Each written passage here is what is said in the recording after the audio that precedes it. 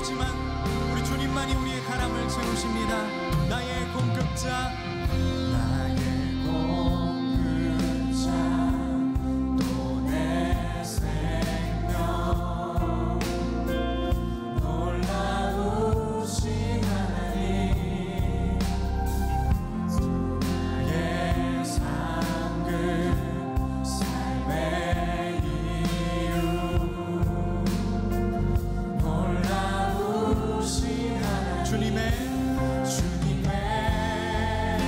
그 모든 것이 내 삶을 가득 채우네.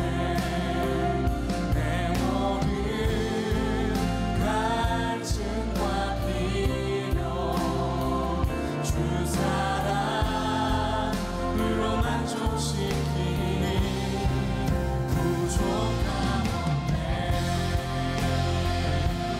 하나님, 우리의 마음에는 만족함이 없지만 주님만 우리에게 만족을 주시는 분이심을 이 시간 고백합니다. 다시 한번 우리 찬양합시다. 나의 공급자, 나의 공급자, 또 내 생명, 놀라우신 하나님, 주 나의 삶을 삶의 이유, 놀라우신 주님의 그 모든 것이 내 삶을 가득 채우네.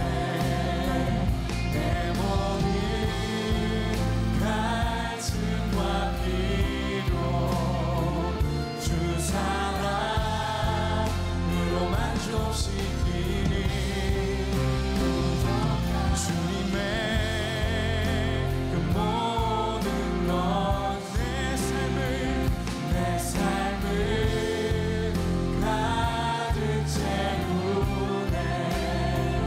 내 모든 갈증과 필요 주 사랑으로 만족시키니 부족함 없네.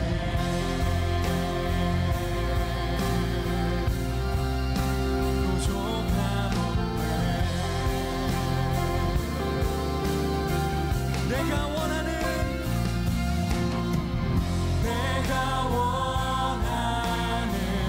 모든 것보다 부족함 없는 나의 주님, 내가 말하고 아는 것보다 더욱더 다시 한번 내가 원하는 모든 것보다 부족함 없는 나의 주님, 내가 말하고 아는 것보다 더욱더 높은 목소리로 주님의 그 모든 것 우리 함께 고백합시다. 내 삶을 가득 채우네.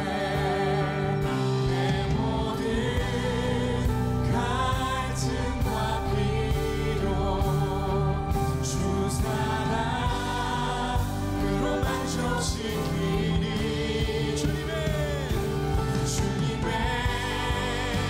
그 모든 것이 내 삶을 가득 채우네. 내 모든 갈증과 필요 주 사랑으로 만족시 마지막으로 주님의 그 모든 것 내 삶을 가득 채우네.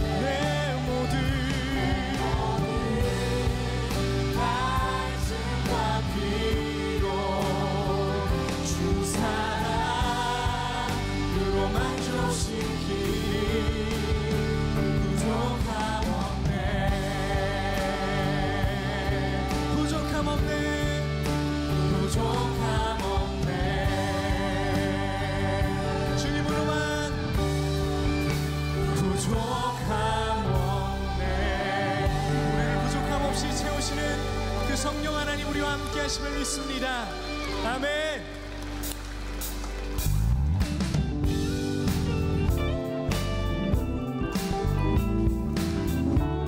우리 함께 찬양합시다. 내가 매일 기쁘게, 내가 매일 기쁘게 순례의 길 행함은 주의 팔이 나를 안보함이요.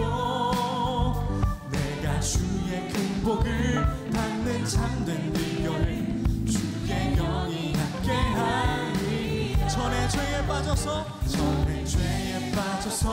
평안함이 없을 때 예수 십자가의 공로 힘입어 그 발 아래 엎드려 참된 평화 얻음은 주의 영이 함께하리.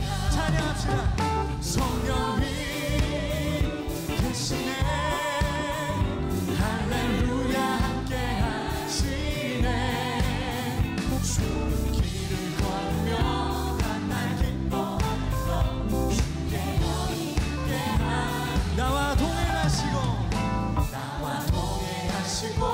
모든 영영하시니 나는 숲에새와 같이 기쁘라. 그런 기쁜 마음으로 주의 뜻을 행하는 주의 영이. 우리의 모든 욕망과 정욕을 못박읍시다. 세상 모든 욕망과 나의 모든 정욕은 십자가의 이미 못을 박았네. 모든 밤이 지나고 무거운 짐 벗으니 주의 영이 함께하. 성령이 계시네, 할렐루야 함께하시네. 좁은 길을 걸으며 밤낮 기뻐하는 것 주의 영이 함께하. 세상 모든 욕망과 나의 모든 정욕은 십자가에 이미 못을 박았네. 모든 밤이 지나고 무거운 짐 벗으니 주의 영이 함께하. 성령이 계시네, 할렐루야 함께하시네. 좁은 길을 걸으며 어렵고 힘든 길이지만 우리 주님 함께하심을 우리가 기뻐합니다. 성령이 계시네,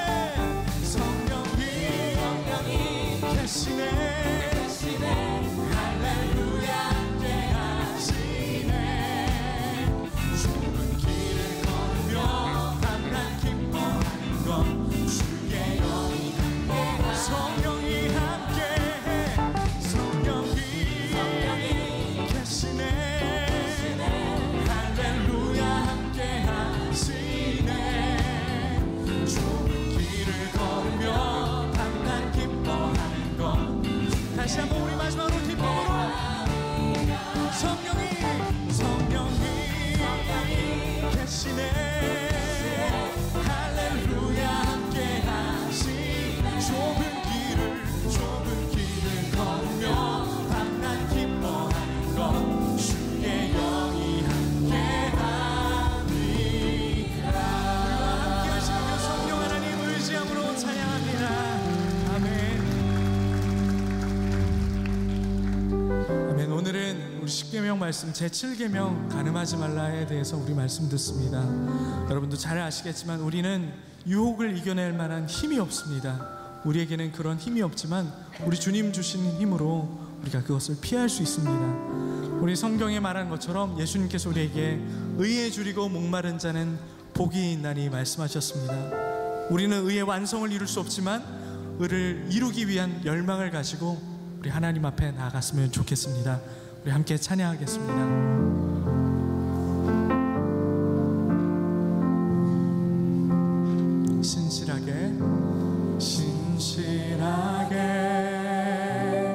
신실하게 거룩하게 살게 하소서. 진실하게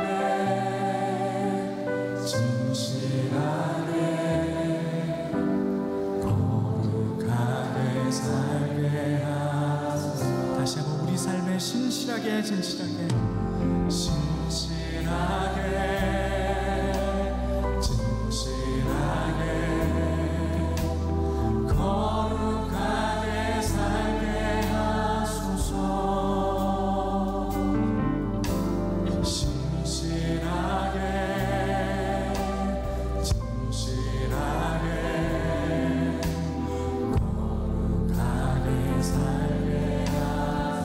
가슴에 손을 얹고 찬양합시다. 하나님 나의 마음,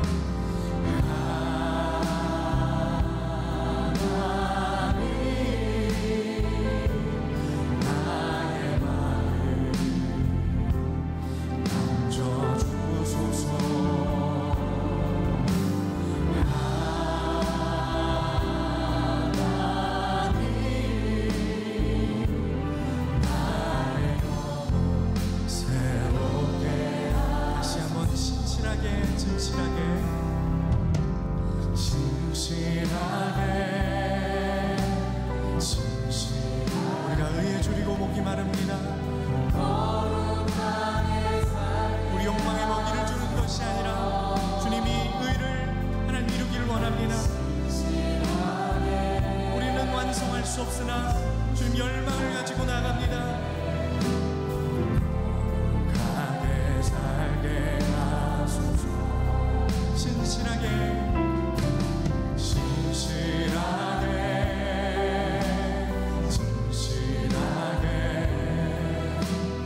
거룩하게 살게 하소서.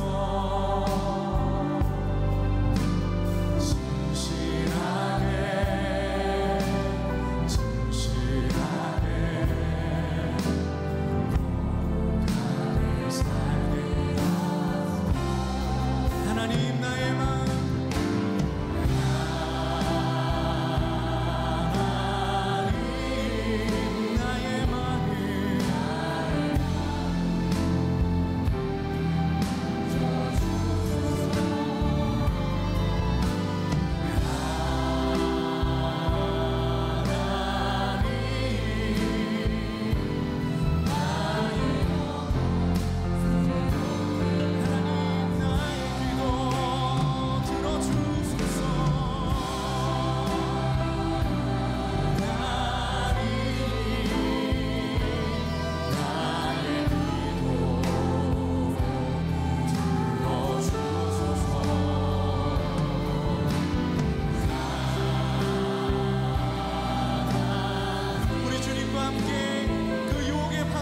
설 수 있기를 원하며 함께 찬양합시다. 거친 파도 날 향해 와도, 거친 파도 날 향해 와도 주와 함께 날아오르리. 폭풍 가운데 나의 영혼 더 잠잠하게 다시 한번 우리의 마음으로 고백합시다. 거친 파도 날 향해 와도 주와 함께 날아오르리. 폭풍 가운데 나의 우리 마지막으로 다시 한번 우리 전심으로 고백합시다. 거친 파도 날 향해 와도 거친 파도 날 향해 와도 주와 함께 날아오르리. 높은 가운데 나의 영혼 잠잠하게 주를 보리라.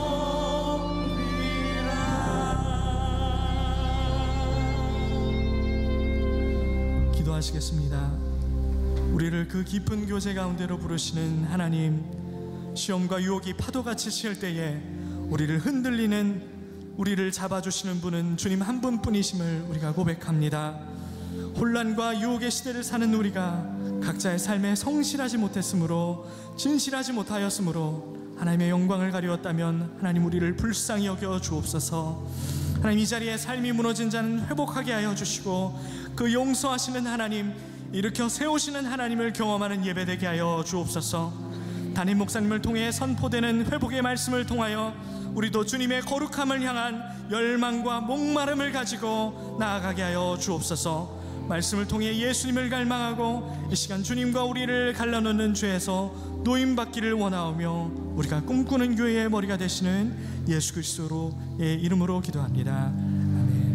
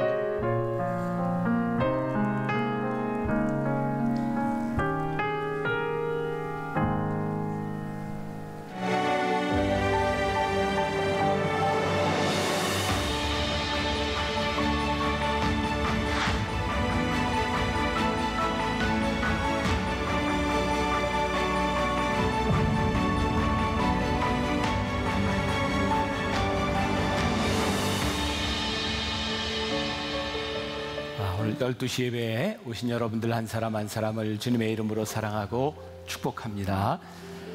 계속해서 우리가 십계명에 대한 말씀을 나누고 있습니다. 오늘은 7번째 계명, 간음하지 말라, 이런 말씀을 가지고 나누게 될 텐데, 여러분들 기억하시죠? 제가 첫날 말씀을 드렸습니다. 우리가 순서대로 따라가지 않는다. 그리고 오늘 순서대로 가면 이 간음하지 말라라고 하는 말씀이 어린이 주일날 이렇게 걸려 있어서 오늘 그냥 합니다. 자, 오늘 이 말씀이 우리들에게 주는 도전이 무엇인지를 좀 생각했으면 좋겠고요. 십계명 순서 다 외우셨죠? 자, 어떻게? 신, 우, 이, 안, 부. 보여주면 안 되는데, 노, 증, 탐. 자, 신은 뭔가요? 나 외에 다른 신을 두지 마라. 우, 이, 안, 부, 살, 간, 도, 증, 탐. 5번째 계명 말고는 다 외우셨군요. 네. 이제 여러분들이 이제 함께 다 이제 외우게 되리라고 생각을 합니다. 제가 이 십계명에 대한 말씀을 준비하면서 여러 가지 이렇게 책들을 이렇게 참고하게 되었는데, 그 중에 김지찬 교수가 쓴 데칼로그, 이 십계명이라고 하는 그 책에 보면 이 7계명에 대해서 이런 이야기를 하고 있습니다. 모세가 십계명을 시내산 위에 올라가서 받았잖아요. 가서 40일을 있는 동안 밑에 있는 이스라엘 백성들이 얼마나 궁금했겠습니까? 모세가 십계명을 받아가지고 이제 내려왔을 때 사람들이 다 모였습니다. 그때 모세가 이스라엘 백성들에게 이야기합니다. 여러분, 좋은 소식 한 가지와 나쁜 소식 한 가지가 있습니다. 무엇을 먼저 듣기를 원하십니까? 네, 좋은 소식. 이스라엘 백성이 그렇게 이야기했어요. 그랬더니 모세가 하나님이 지키라고 주신 계명이 수십 수백 가지가 아니라 10개밖에 안 된다는 겁니다. 네, 나쁜 소식. 불행하게도 간음하지 말라는 계명을 끝내 빼지 못했습니다. 이렇게 이야기를 했어요. 동서고금을 막론하고 이 간음이라고 하는 이슈는 굉장히 우리들에게 심각한 문제이기도 합니다. 왜냐하면 너무나 우리들에게 밀접한 관계가 있기 때문이기도 합니다. 또한 오늘을 살고 있는 우리들에게 이게 더 힘든 이유는 이제 간통죄도 폐지되는 이 상황 가운데서 이 간음이라고 하는 죄를 성경에서 이렇게 다루고 있는 것이 우리들에게 어떤 연관성을 가질 수 있느냐라고 하는 거죠. 사실 간음이라고 하는 이 죄가 별것 아닌 것처럼 보이지만 이 죄의 결과가 굉장히 무섭습니다. 어떤 설교가는 이런 이야기를 합니다. 내 정욕의 불이 뜨거울 때마다 내 영혼이요 지옥의 불이 얼마나 뜨거운가를 기억하라. 성경은 우리들에게 분명하게 말씀하고 있는데 이 간음에 대한 죄는 용서될 수 없다, 이렇게 말씀하고 있습니다. 여러분들이 이 간음죄에 대한 것을 좀 깊이 보고 싶다면 신명기 22장을 집에 가서 한번 보시면 간음죄에 대한 설명들이 잘 되어 있습니다.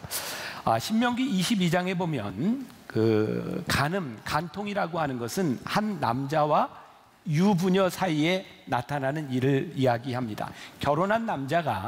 어떤 남자가 결혼한 여자와 간통을 한다. 성경에서는 무조건 두 사람을 다 쳐서 죽이라, 이렇게 말을 합니다. 그런데 약혼한 여자인 경우에 성 안에서 일어난 일이라고 하면 남자와 여자를 다 죽여라. 왜냐하면 성 안에서는 옛날 집들이 그렇게 방음 시설이 잘 돼 있지 않기 때문에 조금만 소리를 내도 구출을 받을 수 있다는 거죠. 그리고 성 밖에서 일어난 일이라면 남자만 죽이고 여자는 죽이지 말라. 여러분, 오늘날 우리 사회와 이 비교해 본다면 이 간음이라고 하는 죄에 대한 결과가 굉장히 무섭게 죽음이라고 하는 것으로 나오는 것이 참 우리들이 받아들이는 것이 쉽지 않습니다. 또한 우리는 이 간음, 간통 이런 죄들에 대하여 남자들이 가지고 있는 본능에 초점을 맞출 때가 많이 있습니다. 실제적으로 불륜에 있어서 여자들보다는 남자들이 훨씬 더 많은 확률을 가지고 있는 것도 사실입니다.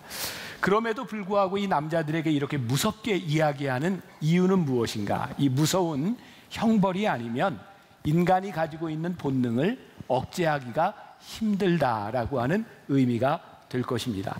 자, 중요한 것은, 자, 여러분, 제가 첫날부터 여러분들에게 말씀드린 게 있어요. 십계명은 단순한 금지의 목적이 있는 것이 아니라 이 계명을 주신 하나님의 마음을 아는 것이다. 기억나세요? 자, 그럼 이 7계명, 간음하지 말라라고 하는 이 계명을 통해서 하나님께서 우리들에게 주시기를 원하시는 하나님의 마음은 무엇인가?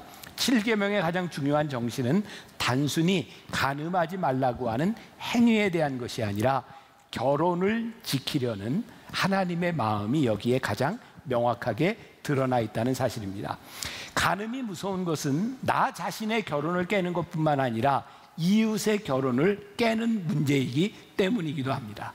이 7계명은 단순히 혼전, 순결 혹은 강간 이런 것에 대한 계명이 아니라 하나님께서 우리들에게 허락해 주신 결혼, 우리들의 가정을 어떻게 지킬 것인가, 여기에 초점이 있다고 하는 것을 먼저 생각하고 우리들이 말씀으로 들어가야 합니다.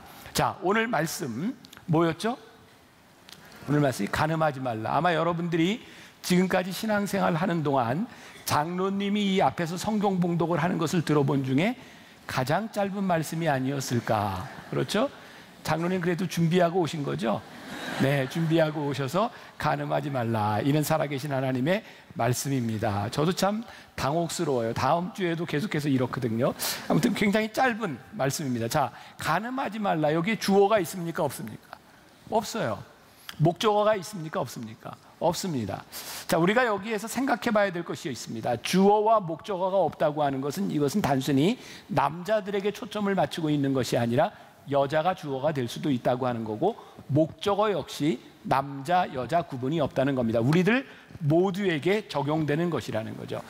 2000년 이후에 미국에서는 그 가정의 남자와 여자의 분륜에 대해서 조사를 했는데 정말 놀라운 것은 이전까지 미국 가정 중에 주부들의 분륜이 10% 안팎이었습니다. 그런데 2000년대를 넘어서면서 이제 30%, 40%, 50%까지 육박하고 있다고 합니다. 이제 이 분륜이라고 하는 것은 남자들만의 문제가 아니라 여자들의 문제이기도 합니다. 또 요즘 결혼에 대하여 이야기를 하는데 새로운 풍속도가 생기고 있다고 하죠. 결혼을 하고 나서 바로 혼인신고를 하지 않습니다. 일단 살아보고 살만한가 보고 혼인신고를 한다. 얼마나 합리적입니까? 그렇죠? 근데 성경은 우리들에게 합리적인 것을 제안하는 것이 아니라 하나님의 말씀을 우리들에게 제안하고 있고, 결혼의 원리는 인간의 합리적인 선택에 의한 것이 아니라 하나님께서 우리들에게 어떻게 명령하셨느냐에 따라 지켜져야 한다는 것이죠. 자, 잠언 6장 33절에 간음에 대한 결과를 이렇게 말씀하고 있습니다. 같이 한번 볼까요? 잠언 6장 33절, 상함과 능욕을 받고 부끄러움을 씻을 수 없게 되나니. 여기서 중요한 게 상함이라고 하는 말입니다. 이 히브리어의 네가라고 하는 말인데요, 이 말은 발작, 역병, 질병이라는 말입니다. 아마 동서고금을 막론하고 지금 인류에 있는 많은 질병과 역병들과 많은 병들에 대한 문제가 간음에서부터 오고 있다는 것도 우리들이 부인할 수 없는 사실입니다. 고린도전서 6장 18절에 음행을 피하라, 그 이유에 대해서 이렇게 말씀합니다. 같이 봉독해 볼까요? 사람이 범하는 죄마다 몸 밖에 있거니와 음행하는 자는 자기 몸의 죄를 범하느니라. 자, 이게 무슨 말이에요? 우리들이 죄를 짓는데 이 죄들은 대개 우리 몸 밖에 일어나는 일인데, 음행의 죄는 우리 몸 안에서 일어나고 있는 죄, 이 무서운 죄라는 겁니다. 왜냐하면 하나님께서 부르신 우리들을 성전이라고 말씀하셨는데 이 성전의 거룩함을 훼손하는 것이기 때문에 음행은 성경에서 이렇게 무섭게 다루고 있다는 사실이죠. 여러분, 간음은 사람을 망치고 가정을 망치고 파괴하고 나라를 타락하게 만든다고 하는 것을 우리는 인류 역사를 통해 보고 있는데, 오늘 살고 있는 우리들이 이 간음에 대해서 너무 가볍게 취급하고 있다고 하는 것은 얼마나 무서운 일인지 몰라요. 복음이 전파되던 그 로마 제국 그 시대에 그 여러 가지 자료들을 보면 그 시대에 얼마나 성적으로 타락했는지 여러 벽화나 여러 그림들을 통해서 정말 얼마나 타락한 사회였는지를 보여주고 있습니다. 여러분, 우리가 성경에 보면요, 고린도전서뿐만 아니라 골로새서, 에베소서, 데살로니가서 말씀들을 보면 특별히 성적인 부분에 대해서 사도 바울이 굉장히 강하게 여러 군데서 말씀하고 있습니다. 그런데 실제 교회에서 이 말씀들을 그렇게 많이 다루고 있지 않다는 겁니다. 저는 심각한 문제라고 생각하거든요. 사도 바울에게 있어서 복음이 들어갔던 그들, 데살로니가, 고린도, 그 어느 지역에서든 복음을 받아들인 사람들에게 있어서 복음을 살아간다고 하는 것은 그 당시에 성적으로 타락했던 그 시대에 그들이 관행을 따라 살아가는 것이 아니라 관행을 거슬러서 복음을 따라 살아가게 만들었는데, 오늘날 우리 교회에, 오늘날 이 한국 교계에 이 문제들을 우리들이 심각하게 다루고 있지 않다고 하면 굉장히 무서운 일들이 일어날 수 있다는 것을 우리들이 알아야 합니다. 자, 데살로니가전서 4장 1절부터 8절까지의 사도 바울이 편지를 보내고 있는데, 여기에 너희라고 하는 말씀에 주목하세요. 그리고 제가 읽는 방식으로 따라서 한번 읽어보세요. 교독합니다. 제가 먼저 읽습니다. 그러므로 형제들아, 우리가 끝으로 주 예수 안에서 너희에게 구하고 권면하노니, 너희가 마땅히 어떻게 행하며 하나님을 기쁘시게 할 수 있는지를 우리에게 배웠으니 곧 너희가 행하는 바라. 더욱 많이 힘쓰라.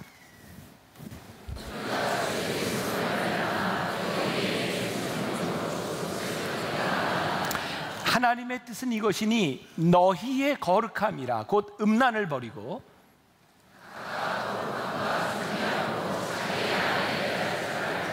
하나님을 모르는 이방인과 같이 세욕을 따르지 말고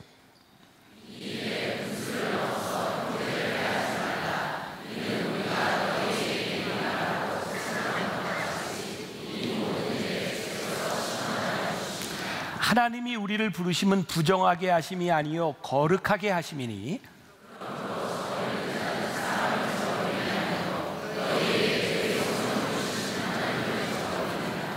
자, 여기에 너희라고 하는 말이 계속해서 반복되고 있어요. 사도 바울이 지금 무슨 말씀을 하고 있어요? 너희에게, 바로 오늘 말씀을 듣고 있는 우리들, 너희에게 이 거룩에 대한 말씀과 세상에 있는 이 음란에 대한 것들에 대하여 너희에게, 하나님을 믿는 우리들에게 계속해서 강조해서 말씀하고 있다는 거예요. 이게 무슨 의미일까요? 그 당시에 살고 있던 사람들이 이 간음과 이 성적인 죄에 대하여 그렇게 심각하게 생각하지 않았습니다. 근데 사도 바울은 너희에게 이르노니, 하나님은 우리들에게 거룩을 명하신다고 말씀하고 있죠. 지금 우리가 살아가는 이 세상이 무서운 것은 이 간음을 우리는 사랑이라고 하는 이름으로, 이 간음을 우리는 로맨스라고 하는 이름으로 아름답게 포장하고 있다는 이야기죠.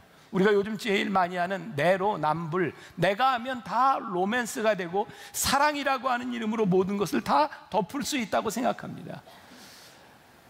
요즘 뭐 미투 운동을 비롯해서 우리 뭐 이제 이름 다 나온 사람이니까 안희정 뭐 지사와 같은 사람들, 뭐 영화배우 김민희, 홍상수 감독, 이런 사람들, 그들이 주장하는 게 뭐예요? 우리들이 합의했다는 겁니다. 합의했기 때문에, 우리들이 사랑했기 때문에 그 다른 사람들에 대하여 상관하지 않겠다는 것입니다. 그런데 성경은 우리들에게 그렇게 말하지 않습니다. 지금 간음이 무서운 것은 우리들의 사랑에 대한 문제가 아니라 이것으로 인하여 가정이 깨어지고 결혼이 깨어지는 것이기 때문에 하나님께서 이 죄를 무섭게 다루고 있다는 거예요.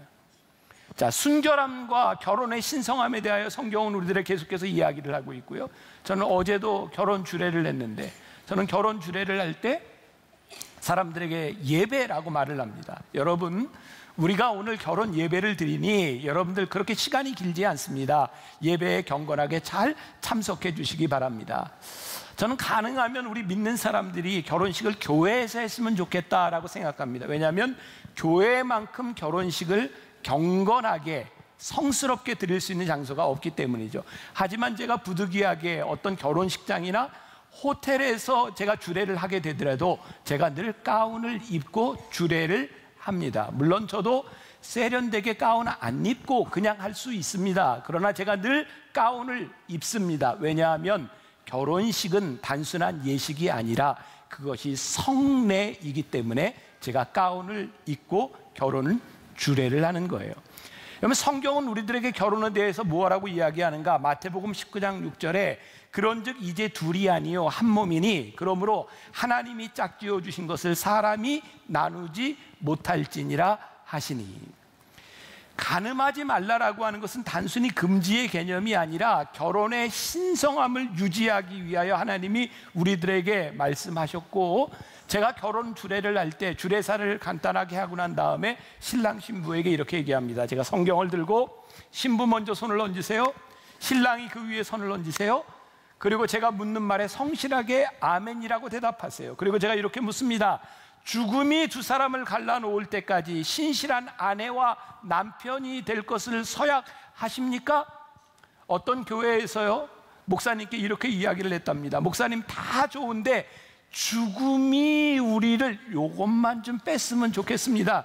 이거는 우리가 참 지키기 힘들다는 거죠. 자, 보세요. 성경은 우리들에게 아주 중요한 것을 이야기하고 있는데 사랑보다 결혼이 더 중요하다, 이 말을 하고 있는 겁니다. 이게 무슨 말일까요? 결혼이 사랑보다 더 위대하다는 겁니다. 우리들이 사랑하기 때문에 결혼합니다. 그런데 사랑만 가지고 결혼이 유지되지 않습니다. 우리 아이들이 전부 결혼 이제 정년기가 됐어요. 28살, 30살. 저희 집안으로 보면 아주 늦었어요. 아는 분은 아시겠지만 저희 집안은 다 25 이전에 결혼을 다 했기 때문에 아이들한테 제가 계속 엄마 아빠는 준비가 다 됐다, 마음의 준비가 다 됐다, 어떻게 빨리 좀 어떻게 해봐라. 그리고 제가 이 사람 어떠냐, 이 애 어떠냐 이렇게 소개해주면 아이들이 딱 하는 게 필이 와야죠. 필이. 그 말을 듣고 있던 어떤 사람이 그렇게 얘기하더라고요. 그 필 1년 6개월이다. 격하게 끄덕끄덕하는 분들이 있어요. 여러분, 우리의 필이라고 하는 거, 그게 얼마나 가는 것일까요? 여러분, 우리가 결혼을 하게 되는 동기는 사랑, 그것은 에로스입니다. 우리들이 흔히 이야기하는 필, 그 사랑을 통해서 우리들이 결혼을 하지만 결혼을 유지해 주는 것은 에로스가 아닙니다. 그 결혼을 가능하게 만들어 주는 것은 아가페의 사랑입니다. 우리들 누구나 인간의 감정의 변화를 경험하고 권태기라는 것도 경험합니다. 그래서 인간들은요, 사랑이 식으면 그것을 빠져나갈 구멍을 찾으려고 하지만 하나님의 법은 사랑이 식었을 때 그것을 어떻게 지켜야 하는가, 그것을 어떻게 소중히 여겨야 하는가를 우리들에게 말씀하고 있습니다.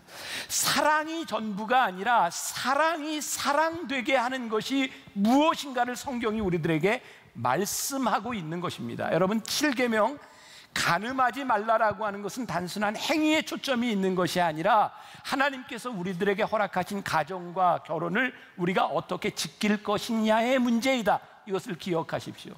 우리는 또 이렇게 이야기합니다. 사랑은 죄가 아니지 않습니까? 네, 사랑은 죄가 아닙니다.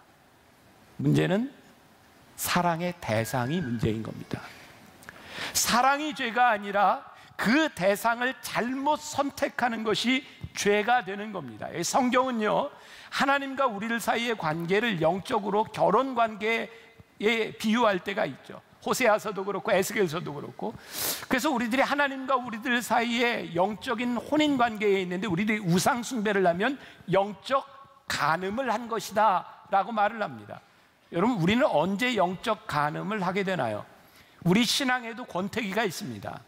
하나님을 뜨겁게 사랑했던 우리의 마음이 식을 때가 있습니다. 문제는 그때 우리들이 어떻게 말씀을 회복하고 하나님께 대한 우리들의 마음을 어떻게 구별되게 살아가느냐에 대한 문제입니다. 그러면 성경은 우리들에게 깨어진 가정, 또 재혼, 이것들을 아주 부정하고 있지 않습니다. 성경에는 재혼을 해야 되는 경우들도 이야기하고 있죠. 어떻게 우리가 아는 것처럼 형제들이 있는데 큰형이 자식이 없이 죽습니다.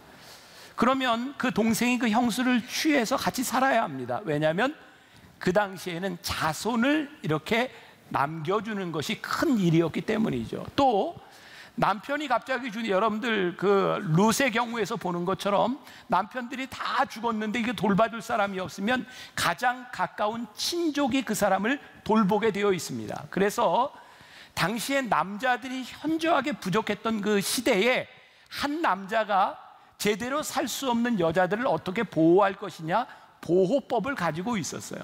여러분, 성경의 이 간음에 대한 것을 여러분들 신명기 22장에 가서 보면 강간을 당하거나 성폭행을 당하거나 성추행을 당한 사람들을 대하여 어떻게 보호해야 될 것이냐를 성경이 우리들에게 분명하게 말씀하고 있습니다. 중요한 것, 우리들이 어떻게 우리의 이웃을 보호하고 우리의 가정과 결혼을 보호할 것이냐, 이것이 말씀의 핵심이라는 것을 기억하면서 이 거룩을 훼손하는 이 음욕과 간음에 대한 문제가 성경은, 예수님은 우리들에게 마음에서부터 시작하는 것이라고 말씀하고 있어요. 자, 마태복음 5장 27절부터 28절까지 말씀, 우리 같이 한 목소리로 봉독해 봅니다. 시작. 또 간음하지 말라 하였다는 것을 너희가 들었으나 나는 너희에게 이르노니 음욕을 품고 여자를 보는 자마다 마음에 이미 간음하였느니라. 자, 남자들 굉장히 불편하죠? 좀 진지하게 읽어보세요. 불편한지 안 불편한지. 간음하지 말라 하였다는 말을 너희가 들었으나 나는 너희에게 이르노니 음욕을 품고 여자를 보는 자마다 마음에 이미 간음하였느니라. 안 불편하세요? 저 굉장히 불편한데.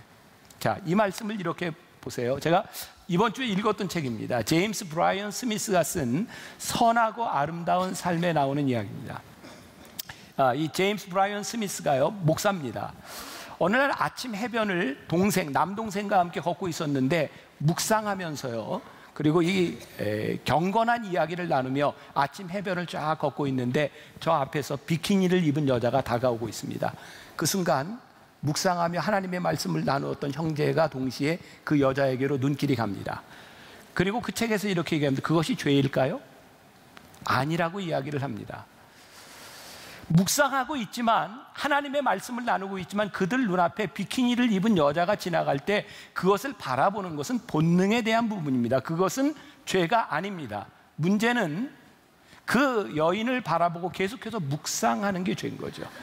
오늘 여기 음욕을 품는 자라고 하는 말이 무슨 의미인지 아세요? 이거는 암탉이 알을 품는다, 이런 말입니다. 그러니까 우리들에게 여자를 바라보면서, 여자들은 남자를 바라보면서 매력적으로 느끼고 눈길이 가는 것을 성경은 죄라고 이야기하지 않습니다. 근데 그것을 품어서 그것이 우리들의 행동으로 나타나도록 하는 것이 죄라고 말씀하고 있는 거예요. 우리들이 이것을 잘 구별할 수 있어야 합니다. 사랑이 죄는 아니라 그 올바르지 못한 대상을 향하여 품은 그 사랑이, 그 마음이 행동으로부터 진행되지 않도록 하나님의 마음이 우리들 안에서 작동하기 시작할 때 우리들이 하나님의 마음을 알 뿐만 아니라 계명을 지키는 자가 되는 거죠. 제가 예를 들어볼게요. 지난번 성지순례를 갔을 때 안내하던 가이드가, 여러분 여행을 하면은 가이드들이 쇼핑하는 데다 이렇게 내려주잖아요. 내려주면서 사람들에게 이렇게 이야기를 하죠. 여러분, 여기 쇼핑센터에 왔습니다. 이성적인 생각은 버스에 다 내려놓으시고, 쇼핑센터에 들어가면 남편들은 간섭하지 마시고 마음껏 쇼핑하십시오. 이성적인 생각을 내려놓으면 비이성적인 행동들을 하는 겁니다. 우리 인간은 우리들이 가지고 있는 본능에 의해서 살아가는 것이 아니라 하나님께서 우리 안에 계심으로 인하여 그 하나님의 마음이 우리들 가운데 작동되고, 하나님께서 우리들에게 결혼하게 하시고 가정을 우리들에게 지신 것에 대하여 우리들이 어떻게 그것을 지켜야 될 텐지를 마음에 품지 않으면 우리는 음욕을 품고 그것이 행동으로 나아갈 수 있고 깨질 수 있는 존재라고 하는 것을 우리들이 알아야 된다는 거죠. 그래서 골로새서 3장 2절부터 6절까지 말씀에 제가 한번 봉독해 드릴게요. 위의 것을 생각하고 땅의 것을 생각하지 말라. 이는 너희가 죽었고 너희 생명이 그리스도와 함께 하나님 안에 감추어졌습니다. 우리 생명이신 그리스도께서 나타나실 그때에 너희도 그와 함께 영광 중에 나타나리라. 그러므로 땅에 있는 지체를 죽이라. 곧 음란과 부정과 사욕과 악한 정욕과 탐심이니 탐심은 우상 숭배니라. 이것들로 말미암아 하나님의 진노가 임하느니라. 위의 것을 생각하라. 자, 오늘 제가 여러분들에게 좀 진지하게 묻겠습니다. 진지하게 대답하세요. 여러분들 안에, 여러분들의 심령 가운데 예수님이 계십니까? 제가 어제 토요일부터 지금까지 예배 시간마다 묻고 있습니다. 여러분들 안에 성령님이 계십니까? 어떤 목사님이 신방을 가서 성도에게 그렇게 물었답니다. 성도님, 마음속에 성령님 계십니까? 그랬더니 그분이 이렇게 대답했대요. 잠깐 찾아보고요. 잠깐 찾아보고요. 혹시 지금 제 물음에 대하여 여러분들 가운데는 그렇지 않습니까? 여러분들 안에 성령님이 계십니까?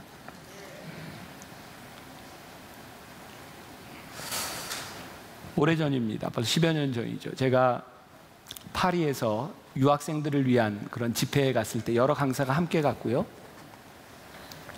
모든 강사들이 매 시간마다 말씀을 들으며 다른 분들의 설교를 들을 때였어요. 한 목사님이 그 유학생 청년들을 향해서 똑같이 물었습니다. 여러분들 안에 성령님이 계십니까? 근데 저는 그 물음이 유학생들에게 물은 물음이 아니라 저에게 묻는 물음으로 들렸고 제가 심각하게 그것을 받아들였습니다. 저는 하나님의 은혜를 체험한 사람입니다. 저는 목사입니다. 저는 목회를 하는 사람입니다. 근데 내 안에 성령님이 계신가라고 하는 그 물음에 대하여 내가 확실하게 내 안에 성령님이 계셔서 나는 어떠한가? 이것이 저에게 굉장히 큰 도전이 되었어요. 그리고 그 목사님이 그 청년들을 향하여 이렇게 이야기하기 시작했습니다. 여러분들은 여러분들을 아는 사람들, 여러분들의 친구들, 여러분들의 교회 동료들이 있는 곳에서 여러분들 그 사람들과 함께 인터넷 포르노를 볼 수 있습니까? 못 보지 않습니까? 그런데 아무도 없는 홀로선 곳에서 예수님과 단둘이 여러분들 안에 성령님이 계시다면 정말 예수님하고 그렇게 친해서 예수님하고 같이 포르노를 볼 만큼 그렇게 예수님하고 친한 관계입니까? 결국 그것은 예수님과 친하다고 하는 것이 아니라 우리 안에 성령님이 계시지 않다는 증거가 아니겠습니까? 저에게 그리고 거기 있는 청년들에게 심각한 아주 중요한 물음이었어요. 우리 안에 성령님이 계시는가? 우리가 홀로 있을 때 우리를 알아보는 이가 아무도 없는 곳에서 성령님이 우리 안에 계시는가? 그분으로 인하여 우리는 무엇을 바라보고 있는가? 여러분들 중에 오래된 교인들은 기억할지 몰라요. 그때 제가 그 집회를 참석하고 와서 몇 주 동안 계속 교인들에게 이 설교 시간에 물었습니다. 여러분들 안에 성령님 계십니까? 그 당시에 저에게 그것이 너무너무 중요한 문제였기 때문에 교인들에게 매주 물었어요. 여러분들 안에 성령님이 계십니까? 여러분들 안에 성령님이 계십니까? 제가 그렇게 묻고 있을 그 무렵에 우리 교인들이 함께 중국으로 백두 TD를 인도하러 가게 되었어요. 우리가 한 이틀이 채 지나지 않았을 때 중국 공안에게 발각을 당해서 우리들이 다 끝나지 못하고 한국으로 이렇게 쫓겨서 돌아오게 되는 상황이었어요. 연변에서 비행기를 기다리고 있는 동안 며칠을 머물러야 됐는데 저는 늘 그곳에 가니까 그냥 호텔에서 쉬고 있었고 우리 교인들은 나가서 시장도 가고 이렇게 구경도 하고 할 때였어요. 저 혼자 있으니까 같이 갔던 장로님이 저에게 중국 돈을 주면서 목사님 쉬는 동안 여기 밑에 내려가서 사우나도 하고 발 마사지도 받고 목사님이 쉬면 좋겠습니다. 저 혼자 대낮에 사우나에 내려갔어요. 정말 중국의 규모가 대단해. 정말 그 큰 사우나에 아무도 없이 저 혼자 사우나를 하고요. 그리고 발 마사지 하는 곳을 찾아 제가 들어갔습니다.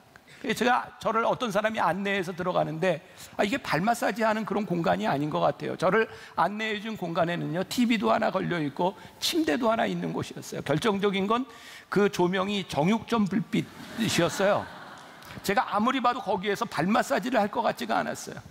그 물었습니다. 한국말 하는 사람 오라고 해서 조선족에게 여기 뭐 하는 데냐고 그랬더니 제가 오늘 이 설교를 어린이날 할 수 없는 이유입니다. 지금 그 사람이 저에게 이렇게 이야기를 하는 거예요. 목사님이란다 저한테. 여기가 발 마사지만 하는 곳이 아니라 마사지도 하고 사랑도 하고 뭐 이러는 데라는 거예요.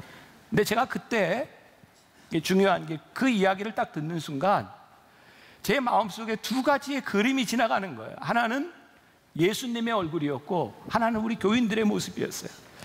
지금 내가 이 정육점 불빛 아래 이곳에 있는 나를 예수님이 보시고 우리 교인들이 나를 본다면 이게 얼마나 무서운 일인가. 그래서 제가 그 사람에게 난 여기 있을 사람이 아니다. 어디로 나가느냐? 그리고 나갔어요. 그리고 그 다음 주일날 제가 교회에 돌아와서 설교하면서 우리 교인들에게 이렇게 얘기를 했습니다. 그 당시에 여러분, 저 같은 목사한테 여러분들 설교를 듣고 있다는 것이 여러분들 행복한 줄 아십시오. 그때는 아멘을 크게 했었어요. 근데 제가 왜 그렇게 얘기했는지 알아요? 제가 교인들에게 이렇게 했습니다. 여러분, 제가 그때 정육점 불빛 아래서 제 마음속에 생각난 것이 딱 두 가지였는데, 하나는 예수님의 얼굴이 나에게 스쳐갔고, 그리고 여러분들의 얼굴이 스쳐가는 그 순간 내가 여기에 있을 곳이 아니라 내가 뛰쳐나와서 오늘 여기에 서서 설교할 수 있는 것이 얼마나 감사하고, 제가 이 강단에 서서 설교하고 있는 이 설교를 듣고 있는 여러분들이 얼마나 행복한 사람인 줄 아냐고, 그때 저의 고백이었어요. 내 안에 하나님이 계시는가, 내 안에 성령님이 계셔서 우리들이 성적인 죄를 저지를 수 있는 그런 순간들 가운데서 하나님이 내 안에 계셔서 내가 여기 서 있는가, 이것이 얼마나 우리들에게 귀중한 일인가. 레위기 11장 45절에 보니까 나는 너희의 하나님이 되려고 너희를 애굽 땅에서 인도하여 낸 여호와라. 내가 거룩하니 너희도 거룩할지어다. 하나님께서 우리를 그 땅에서 인도하여 내신 이유가 무엇이냐면, 내가 너희의 하나님이 되려고 너희를 인도했는데 내가 거룩하니 너희도 거룩해라.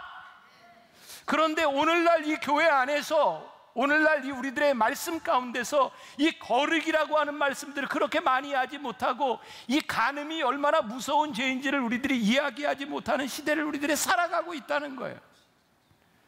그래서 거룩함을 잃어버리고 하나님의 능력을 잃어버린 세상에서 우리들이 살아가고 있다는 거예요.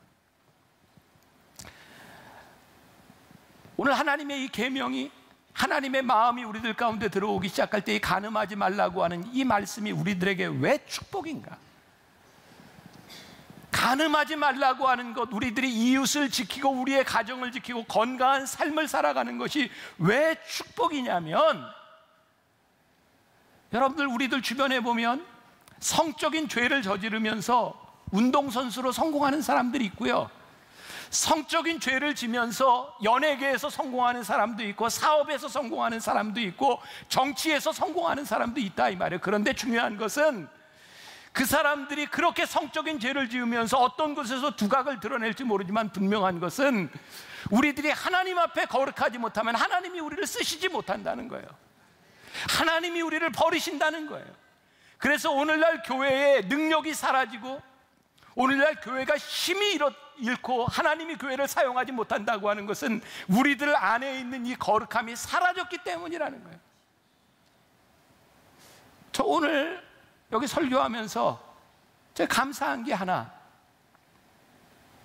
하나님께서 저를 지금까지 지켜주셔서 오늘날 이 강단에서 여러분들에게 거룩하십시오, 제가 거룩에 완전한 이런 이야기를 하는 것이 아니라, 적어도 하나님께서 저를 지켜주셔서 제가 가정을 지키고 하나님 앞에서 제가 거룩함을 지키려고 여기까지 살아왔던, 죄송해요, 정육점 불빛 아래서 제 마음속에 주님의 얼굴이 떠오르고 우리 교인들의 얼굴이 떠오를 수 있는 목사로 하나님 저에게 여기 세워주셔서 제가 지금 이렇게 설교할 수 있는 것이 저에게 얼마나 큰 축복인지 알 수 없습니다. 만일 제가 이 설교를 하면서 가슴 조마조마하게 이 설교를 듣고 누군가 홈페이지에 미투, 네가 그런 설교할 자격이 있느냐, 이런 글이 올라온다고 하면 제가 어떻게 설교를 할 수 있겠습니까? 어떻게 제가 여기에서 거룩함에 대한 이야기를 할 수 있겠습니까? 여러분들이 이 땅 위에 살아가면서 하나님의 사람으로 살아가는데, 우리들이 영향력 있는 사람, 여러분들의 가정에서 영향력 있는 부모가 되고 여러분들이 자녀들을 향하여 거룩을 이야기하고 순결을 이야기할 수 있는 것은 여러분들이 하나님 앞에서 지켜야 될 것이 있는 거예요. 왜? 거룩한 자를 하나님이 영향력 있게 쓰시기 때문이죠. 우리가 잘 아는 미국의 대통령 클린턴이지 않습니까? 그 사람은 경제를 일으킨 유능한 대통령. 근데 그에게 흠이 있었어요. 여자리 인턴이었던 루인스키와의 부적절한 관계에 있었고요. 여러분, 클린턴이 그의 재임 시에 청소년들에게 가장 해악한 것이 뭐라고 이야기했는지 아십니까? 담배라고의 흡연. 그 영향으로 미국과 우리나라에 아무 데서나 이제 담배 필 수 없도록 그렇게 세상이 많이 바뀌었죠. 그런데요, 클린턴이 흡연이 그렇게 중요하다고 하는 것을 이야기하면서 성적 타락을 그냥 놔뒀어요. 루인스키와의 부적절한 관계를 가지고 있었던 클린턴 대통령이 그 나라 백성들에게 간음에 대하여, 성적인 죄에 대하여 그렇게 말할 수 있는 영향력을 잃어버렸다는 거예요. 우리가 회복해야 될 것, 사랑하는 여러분들 너무 마음에 근심하지 말고, 여러분들 너무 걱정하지 말고, 여러분들 기억하세요.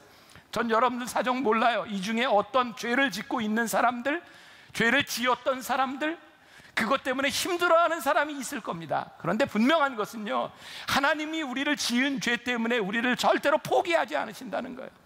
우리가 죄를 짓고 있는 동안, 우리들의 거룩함이 훼손된 동안 하나님이 우리를 사용하지 못하시지만, 우리가 거룩함을 회복하고 하나님 앞에 다시 서고 우리의 깨어진 가정을 우리들이 세우려고 기도하고 하나님 앞에 거룩하게 다시 서면 하나님이 우리를 쓰실 수 있다는 거예요. 하나님이 우리에게서 영향력을 회복시켜 주시겠다는 거예요. 그것이 우리들에게 주시는 축복이에요. 이사야서에도 예레미야서에도 하나님은 이스라엘 백성들을 바라보며, 깨어진 이스라엘 백성들을 바라보며 그들에게 환상을 보여주세요. 토기장이가 토기를 빚는 환상을, 토기를 빚다가 찌그러진 그 토기를 다시 토기장이의 소견에 오른 대로 다시 빚어가는 환상을 그들에게 보여주세요. 타락했고 죄 가운데 징벌을 받고 있던 이스라엘 백성들에게 너희가 끝이 아니라 토기장이신 하나님께서 너희를 다시 빚으시리라 그들에게 소망을 주세요. 간음하지 말라. 이것이 단순히 우리들에게 금지의 법이 아니라 우리를 향한 하나님의 회복의 말씀, 우리의 가정과 우리의 민족과 이 사회를 위한 회복의 말씀으로 들려질 수 있기를 간절히 소원합니다.